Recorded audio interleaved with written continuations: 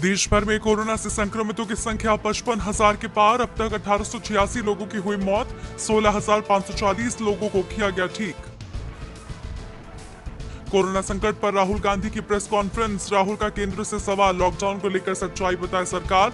राहुल ने की मजदूरों को आर्थिक मदद देने की मांग। पंजाब में भारतीय वायुसेना का फाइटर प्लेन मिग-29 क्रैश, पायलट की हालत गंभीर। नवा शहर जिले में क्रैश हुआ मिग-29। महाराष्ट्र के औरंगाबाद में दिल दहला देने वाली घटना, प्रवासी मजदूरों को मालगाड़ी ने रौंदा। हादसे में 16 प्रवासी मजदूरों की मौत। सरकार ने मृतकों को 5-5 लाख के मुआवजे का किया ऐलान। विशाखापट्टनम गैस लीक मामले में तेज हुई जांच प्रक्रिया। पुलिस ने कंपनी के मैनेजमेंट के खिलाफ आपराधिक मामला किया दर्ज। प्लांट में गैस रिसाव के चलते कई लोगों की गई थी जान। लॉकडाउन में निर्माण कार्यों को मिली छूट से श्री राम जन्मभूमि तीर्थ क्षेत्र ट्रस्ट गदगद राम मंदिर के लिए भूमि पूजन की तैयारी हुई तेज। जल्द तय होगी भूमि पूजन की तारीख। गृह मंत्रालय ने ओडिशा के पुरी में रथ के निर्माण को दी मंजूरी। धार्मिक मंडली पर लगाई पाबंदी, कहा रथ यात्रा निकालने पर ओडिशा सरकार लेगी फैसला। मोदी सरकार के दूसरे कार्यकाल की पहली वर्षगांठ, 30 मई 2019 को दूसरी पारी की थी शुरू। कोरोना वायरस के चलते नहीं मनाया जाएगा कोई जश्न।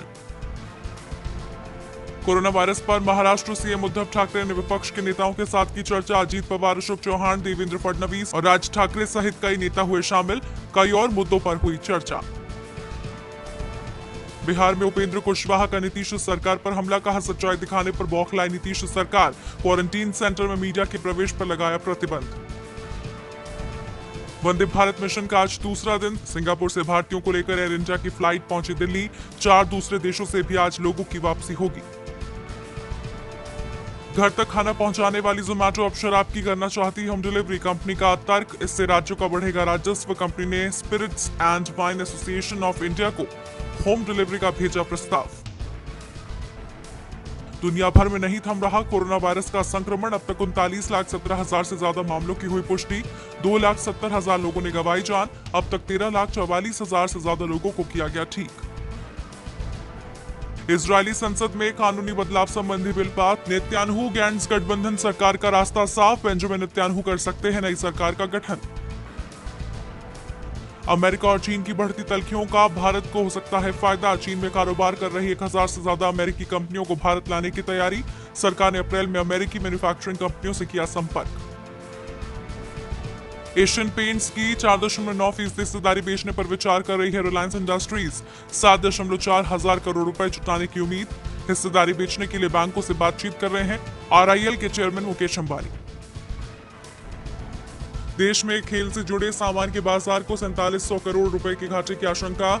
अगले साल मार्च में ही हालात सुधरने की उम्मीद। देश का 70% स्पोर्ट्स सामान जालंधर से, 45% मेरठ से होता है निर्यात। ऑनलाइन नेशंस चेस कप में भारत ने अब तक 4 में से 3 राउंड गंवाए।